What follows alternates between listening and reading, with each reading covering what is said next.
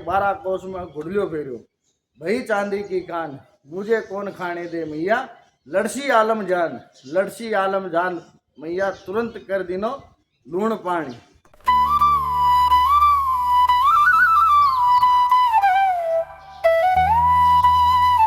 ऐसे सारे राजस्थान के टीटवाना के अंदर जो पाड़ा राय माता का मंदिर है वहाँ पे जो नमक से भी प्रसिद्ध है, नमक की झील के नाम से जगह है वो भी प्रसिद्ध है। तो उसके बारे में अपन जानेंगे इस ब्लॉग के अंदर। और वहाँ का मैंने आज यात्रा की तो दिन में, और कल रात को मैं वहाँ पे ही स्टे किया था और वहीं पे मैंने खाना वाना जो भी किया वो वहीं पे किया और रात को स्टे भी वहीं पे किया। तो अपनी जो यात्रा है वो मैं दिखाता हूँ वहाँ की, और आप भी दर्शन करिए महिषासुर मर्दिनी के। चलिए शुरू करते हैं। और ये हमारे राम राम सा। राम राम। तो फाइनली मैं पहुंच गया हूँ श्री पाडाय माता मंदिर, नमक झील जो कहा जाता है। और चलो माता जी के दर्शन करते हैं और आगे चलते हैं। अपने आप को स्वरूप दिख रहा है। ये तो है माता जी का बालिका रूप, जिस रूप में निकल करके दूध पीते थे। और जो साइड की जो प्रतिमा है ये है प्राकट्य प्रतिमा, जिस समय वरदान देकर के शेषगढ़ को प्रतिमा प्राकट्य हुई, वो साइड वाली प्रतिमा है। और यहाँ जो है ये काल भैरव है, ऊपर कोने के अंदर ये काल भैरव जो माता जी का हमेशा साथ है। बीच में है ये तो है गणपति, जो इधर साइड में छोटे हैं तो ये है बजरंग बली जो पहाड़ हाथ में है इनके। और ये जो है ये है वीर साहब। जय माता दी। मैं पुजारी चंद्र प्रकाश सेवक। तो पीछे मंदिर देख रहे हैं वो है श्री पाड़ाई माता मंदिर, नमक झील, डीडवाना, जिला डीडवाना कुचामन। जो मंदिर है ये करीबन 1300 साल पुराना मंदिर है। और माँ भगवती महिषासुर मर्दिनी, ये पाढ़ाई जो शब्द है ये मारवाड़ी शब्द है पाढ़ाई। महिष मतलब होता है भैंसा, और भैंसे को मारवाड़ी में पाड़ा बोला जाता है। तो इसके लिए इनको आम भाषा के अंदर पाड़ा माता के नाम से ही जाना जाता है। वैसे संस्कृत में इनका नाम महिषासुर मर्दिनी बोलते हैं। हिंदी में अगर बोलेंगे तो भैंसाद माता के नाम से भी बोल सकते हैं। और आसपास के जो एरिया है लगभग ये 127-28 गोत्रों में कुलदेवी के रूप भी है। मतलब एक जैसे समाज होता है, जैसे मान लो पारिक समाज है, पारिक समाज में 7 गोत्रों की कुलदेवी है। महेश्वरी समाज है तो करीबन 13 या 14 गोत्र है उनकी कुलदेवी है। जाट समाज में कम से कम 20 से 25 गोत्रों की कुलदेवी है। तो ऐसे करके मतलब सभी समाजों को अगर मिलाएं तो 127-28 गोत्रों के करीबन ये कुलदेवी है, जिसमें से तो अभी मान लो आपके भाई 60-65% लोग हैं जो यहाँ पहुँच पाते हैं। और कईयों को तो ऐसे भक्त हैं माता जी के जो यहाँ आज तक उनको पता भी नहीं है कि भाई अपनी कुलदेवी कहाँ है। और आप जैसे सोशल मीडिया के माध्यम से हो रहे तो अब धीरे धीरे जैसे जैसे चलन बढ़ रहा है तो वैसे वैसे उन लोगों को भी यह पता लगता है। इनकी कहानी ऐसी है कि उस समय के अंदर डीडवाना नगर सेठ था भैरवलाल सारडा। उनको आमतौर पे लोग भैंसा सेठ के ही नाम से ही जानते थे, क्योंकि शरीर में थोड़े भारी थे। तो भारी होने के कारण वैसे भी मारवाड़ी लोग हैं तो हंसी मजाक की लोग हैं तो उनको आमतौर पे लोग भैंसा सेठ के नाम से जानते थे कि भाई क्या भैंसे की तरह मोटा है, तो भैंसा सेठ के नाम से प्रचलित थे। तो उनकी गाय यहाँ ग्वाला जंगल के अंदर चराने के लिए लेके आता। उन गायों में से एक गाय निकलती और जो पीछे की साइड में जो पेड़ है केर का, जिसमें अपन केर का जो अचार बनाते हैं उसका पेड़ है बड़ा, तो उस पेड़ के नीचे आकर के एक गाय खड़ी होती। माता जी 8 साल की बच्ची के रूप में निकलती उस पेड़ से, उस गाय का दूध पीते और वापस उस पेड़ के अंदर चले जाते। तो ये घटना धीरे धीरे निरंतर चलती रही। तो सारी गायों के तो दूध हो रहा था, उस एक गाय के दूध नहीं होता था। तो जब सेठ को पता चला कि भाई अपनी एक गाय के दूध नहीं हो रहा है, तो सेठ ने उस ग्वाले से पूछा कि भाई तू मेरी इस गाय का दूध क्यों निकालता है। तो ग्वाले ने कहा कि सेठ जी मैं तो नहीं निकालता हूँ, और अगर कोई जंगल में निकालता होगा तो मैं कल आपको ध्यान रख करके बता दूंगा। तो दूसरे दिन ग्वाले ने उस गाय का ध्यान रखा कि गाय कहाँ जाती है, कौन इसका दूध निकालता है। जैसे ही शाम के 4 बजे और वो गाय दूसरी गायों को छोड़ती है, इस पेड़ के नीचे आकर के खड़ी हुई माता जी वही 8 साल के बच्चे में रूप में निकले, दूध दिया और वापस पेड़ के अंदर चले गए। तो जैसा ग्वाले ने देखा वैसा जाके शाम को सेठ जी को बता दिया कि सेठ जी इस प्रकार से एक पेड़ से लड़की निकली, आपकी गाय का दूध पिया और वापस पेड़ के अंदर ही समा गई। तो सेठ को विश्वास नहीं हो गया, ऐसे मजान जंगल के अंदर कहाँ से तो वो लड़की आएगी और कैसे वो पेड़ से निकलेगी, कैसे पेड़ के अंदर वापस जाएगी। तो ये सारी बदमाशी तेरी है, तू ही दूध निकालता है, किसी ना किसी को दे देता है और ये मनगढ़ंत कहानियां हैं तो मुझे सुना रहा है। तो वो घटना 5-7 दिन और चली तो सेठ परेशान हो गए, आखिर बात है क्या, चलो अपन स्वयं ही देख करके आते हैं। तो सेठ अपना घोड़ा लेकर के आया और ग्वाले के पास में आकर के बैठ गया। जैसे वो समय हुआ, जैसे ही शाम के 4 बजे 4 बजते वो गाय दूसरी गायों को छोड़ती है, इस पेड़ के नीचे आकर के खड़ी हुई। माताजी निकली, दूध पिया और जब वापस जा रहे थे तब सेठ ने पीछे से आवाज़ लगाई, भैया आखिर आप हो कौन, आप मुझे बताइए, कोई अगर आपकी गति मुक्ति नहीं हुई है तो मैं आपकी मुक्ति गति करवा दूंगा। तो माताजी ने कहा मैं आदि शक्ति हूँ और मैंने ही तेरी इस गाय का दूध पिया है, तू मान तुझे इसके बदले में क्या चाहिए।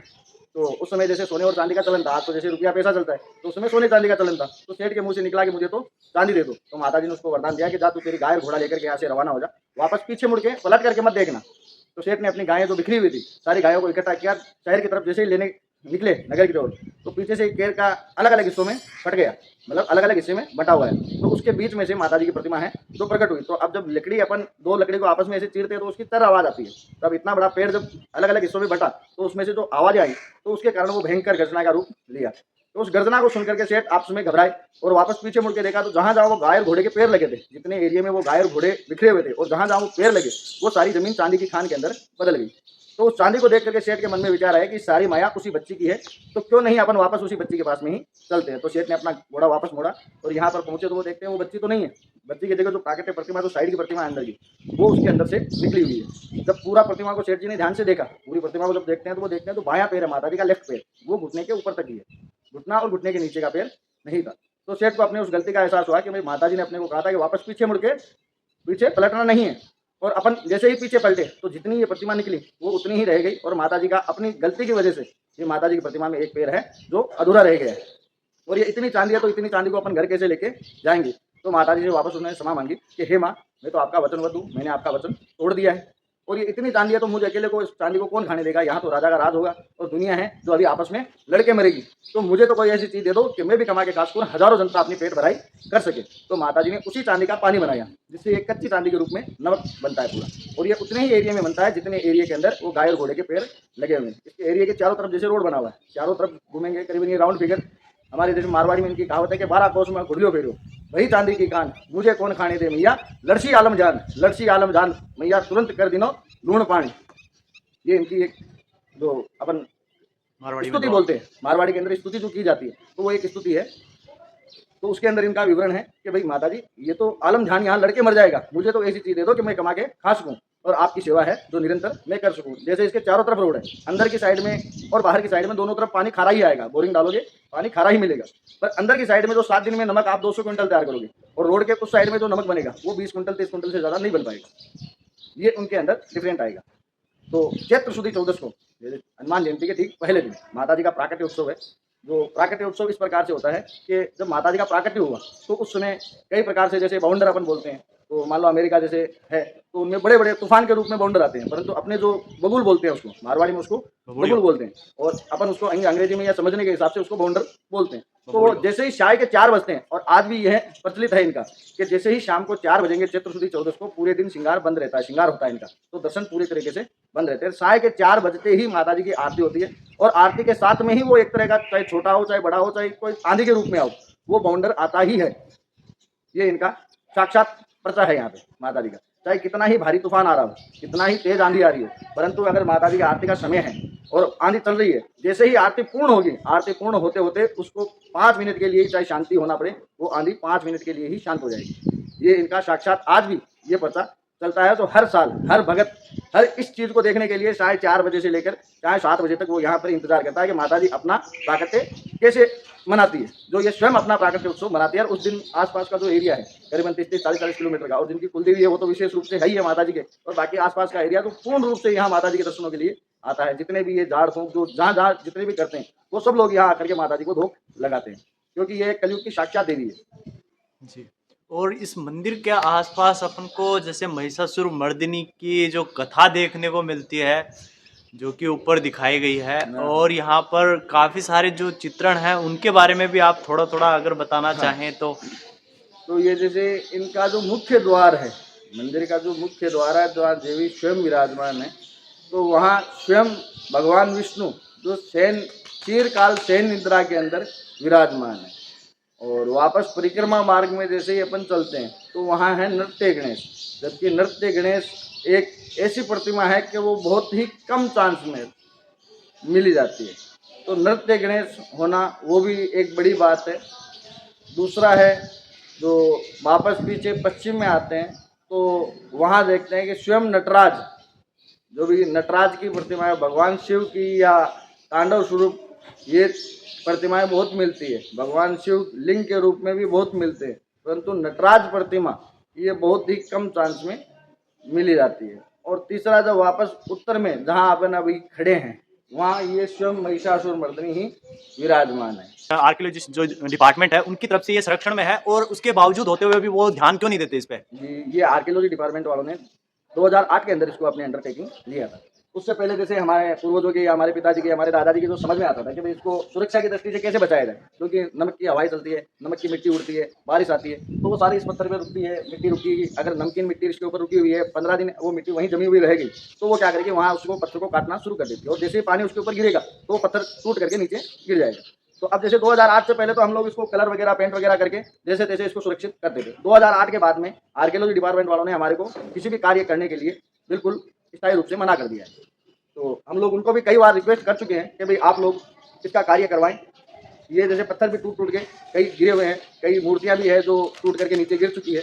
तो बार बार हमारे द्वारा उनको रिक्वेस्ट भी की गई है, कई दफ़ा उनको लेटर भी दिया गया है। तो बार बार ऐसा करने पर भी अभी तक ऐसा कोई कार्य नहीं हो पा रहा उनकी ओर से कि भाई इसको सुरक्षा के लिए, इसको बचाने के लिए गवर्नमेंट या प्राइवेट रूप से कुछ कार्य किया जाए। तो प्राइवेट रूप से तो कर ही नहीं सकते, क्योंकि पुरातत्व विभाग है तो वो करने नहीं देते हैं, और डिपार्टमेंट की तरफ से ऐसा कोई कार्य अभी तक नहीं हो पाया। जबकि इसके साथ में ही यहाँ पास में ही गाँव है गोट मांगलो, एक सेम डेट और सेम ईयर में ये दोनों मंदिर एक साथ में पुरातत्व विभाग ने अपने अंडरटेकिंग लिए थे। जबकि नदीमती माता के अंदर पूर्ण रूप से कार्य कर दिया गया है, और यहाँ उन्होंने जो अधिकारी आए थे उस समय कहा था कि पंडित जी वो कार्य जैसे ही पूर्ण होता है उसके बाद में यहाँ आपका कार्य किया जाएगा, जो अब तक अधूरा ही पड़ा है। जी। और यहाँ पर मेला कब लगता है उसके बारे में बताइए, और यहाँ पर नवरात्रि में क्या माहौल रहता है, और यहाँ के बारे में और ज़्यादा जानकारी आप देना चाहें तो आप दे सकते हैं। तो यहाँ जैसे नवरात्रि 9 दिन तो वैसे भी माता जी के लिए विशेष माने जाते हैं, परंतु इनका एक विशेष है कि जो इनका धोक जो लगती है, इनकी धोक 3 तिथियों में लगाई जाती है। एक तो अष्टमी की धोक लगेगी, दूसरी नवमी की लगेगी, ये तो लगेगी नवरात्रि की धोक, और जो 14 की धोक लगेगी वो सबसे बड़ी पढ़ाई माता की ही धोक मानी जाएगी। और इनका जो नवरात्रि घट स्थापन करते हैं, जो अपन जवारे बोलते हैं, वो 14 दिन के लिए स्थापित किए जाते हैं। 14 को ही उनको पूर्ण रूप से बड़ा किया जाएगा और वो भक्तों के अंदर वितरित किया जाएगा, क्योंकि इनका प्राकट्य जन्म उत्सव जो है वो 14 को मनाया जाता है। नवरात्रि उत्सव वो 14 दिन का चलेगा, 14 को ही वो सारा कार्य पूर्ण होगा और भक्तों के अंदर उसका प्रसाद के रूप में वितरण किया जाएगा। और चैत्र शुद्धि 14 को ही माता जी का प्राकट्य हुआ था। प्राकट्य होने के बाद में ये विशाल मंदिर बनाया गया, और आशोष शुद्धि नवमी को माता जी की गर्भगृह के अंदर स्थापना की गई थी। तो अष्टमी वैसे भी देवी के लिए विशेष मानी जाती है, नवमी की इनकी स्थापना है गर्भगृह के अंदर, तो वो वैसे विशेष हो गई शास्त्रोक्त कि भाई जब देवी की स्थापना होती है तो वो एक रूप में जन्म माना जाता है। और तीसरा है इनका प्राकट्य, जिस दिन ये पेड़ के अंदर से प्राकट्य हुए थे, तो वो तिथि है 14। तो इनकी 3 तिथियों के अंदर धोक लगाई जाती है। नवरात्रि धोक है जो अष्टमी और नवमी, और बाकी जो हर महीने की जो धोक लगाते हैं, जब हर महीने अपने घर में जोत करते हैं, धोक लगाते हैं, भोग लगाते हैं माता जी, वो 14 की धोक लगाते हैं। और यहाँ भी जैसे हर 14 को, हर महीने की चांदनी 14 को माता जी की बढ़िया भक्तों की भीड़ होती है, और सब अपने अपने कुल देवी के धोक लगाते हैं।